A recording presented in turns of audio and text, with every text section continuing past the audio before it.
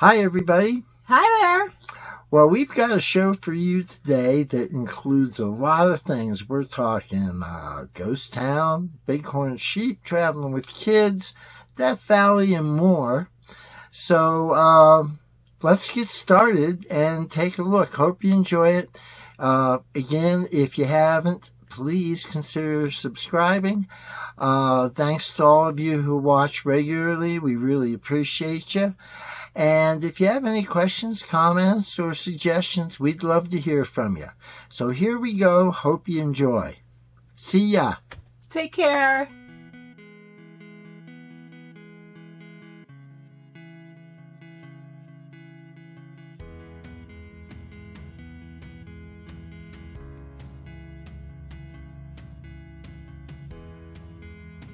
So on the west entrance to Valley of Fire State Park, okay, we're leaving the park at 1:15 in the afternoon. And we've got approximately a half a mile of backed up traffic waiting to get into the park. Popular place. And this is a Friday. So this would be like long weekend people. Okay, it's more than half a mile. Yeah, it is more than half a mile, and they're still coming in. Probably about 3/4 of a mile, maybe. That's a lot of cars. We decided to go into Valley of Fire State Park to empty our tanks, then took the west exit to hit Interstate 15 and head towards Las Vegas, then onto Highway 95 North. It was interesting traveling with our kids. They like to get their travel days started at around 7 a.m. So when we woke up in the morning, they were already long gone. So they would arrive at our destination, pick a spot they liked, and we would get there a few hours later and park next to them.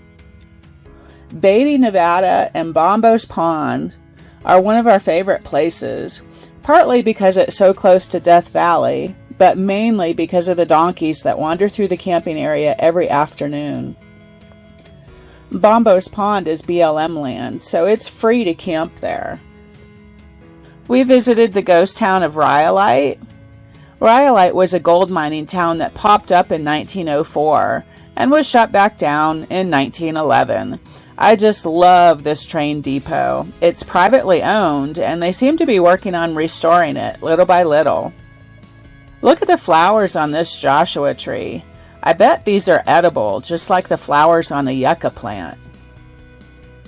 The Cook Bank building is one of the most photographed places in Nevada. And here is the Porter Brothers General Store. And the schoolhouse, which handled 250 children. Here are some pictures from the Goldwell Open Air Museum right outside of Rhyolite.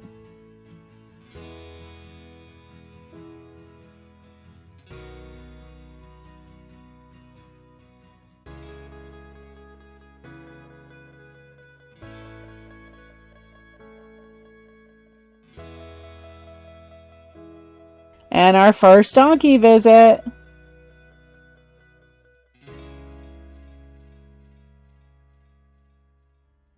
The next day, we went into Death Valley. At the top of the hill, you can look down through the whole valley.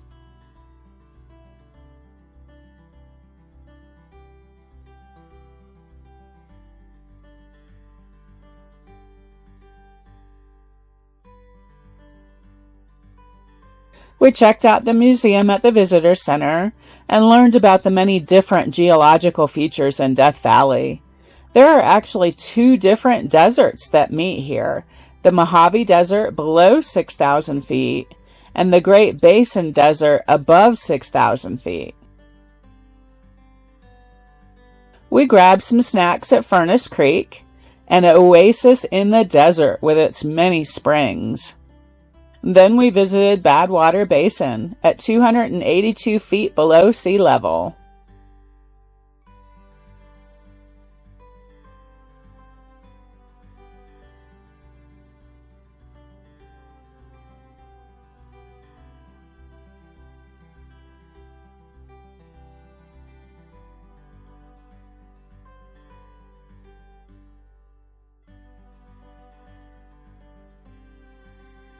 then through the artist's palette area.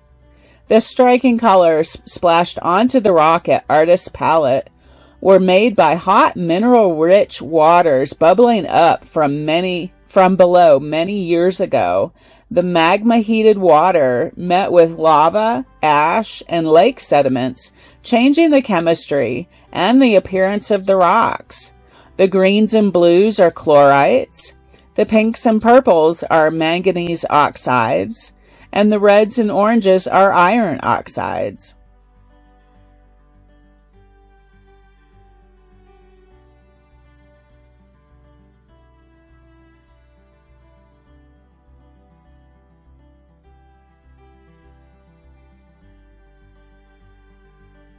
Then we toured the old borax mine.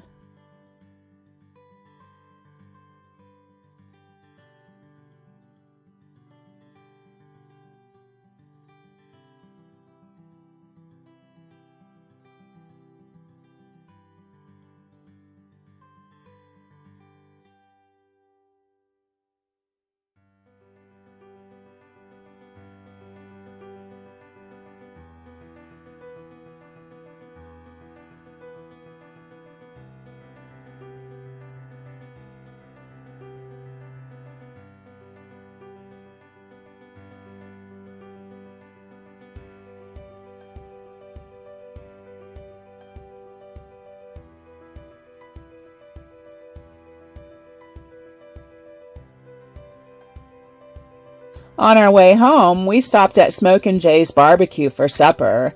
This is some really good barbecue, probably our second favorite ever, next to Dirty South and Yuma.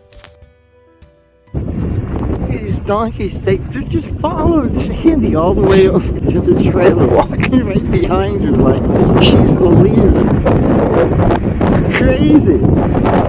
The next 2 days, we just relaxed at home and enjoyed the donkey visits.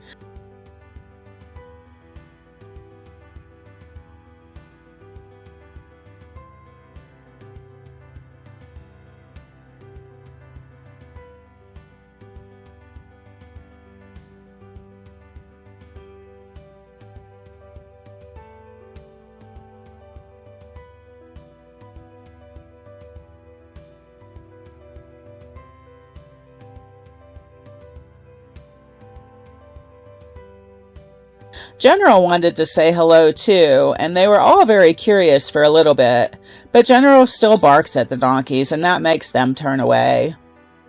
And then another 2 days later, we got back on the road again. Next stop, Walker Lake.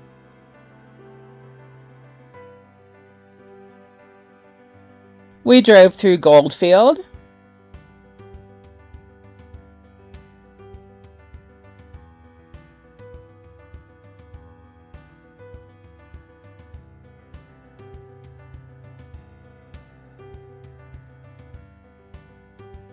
and Tonopah,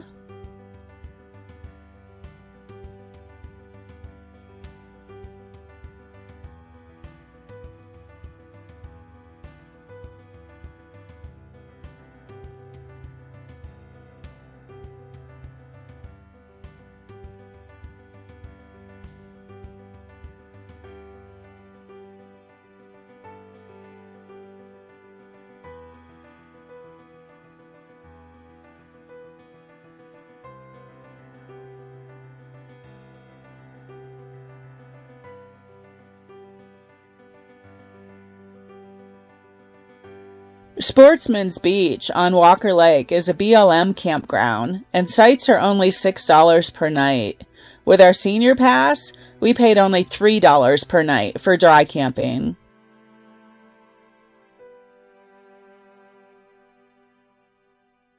Walker Lake has had a very unfortunate past. The lake lost 90% of its volume since the 1850s and is too salty to support fish life of any kind.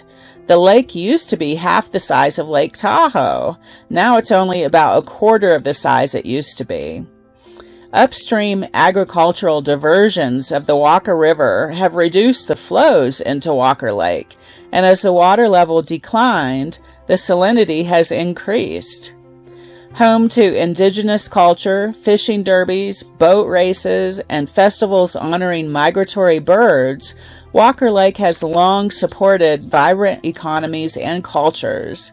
As late as the 1980s, the lake supported more than half of the Mineral County economy and was a staple of life to residents of Hawthorne and Schurz.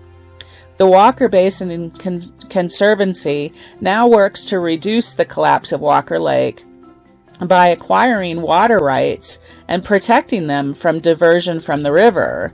To date, the Conservancy has acquired 53% of the water needed to save Walker Lake long term.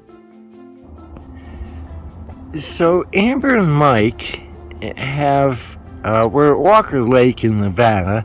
Amber and Mike have walked up this mountain on the switchbacks, made it all the way up to the snow. I cannot for the life of me find them through the binoculars, but they sent Sandy a picture of a snowman that they made, and hopefully they'll come back alive. That'd be nice.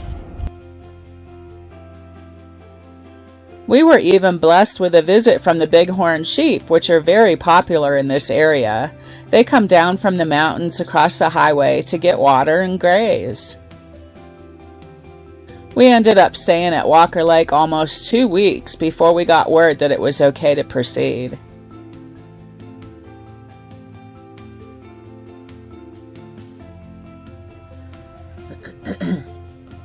Hi, everybody. Hi there. Well, I'm Ed. This is Sandy. Over the Hills 2019. We have a great one for you here. Just to give you some highlights, we've got ghost towns, we have desert, we spotted some kids, and traveling with Bighorn sheep. No, wait.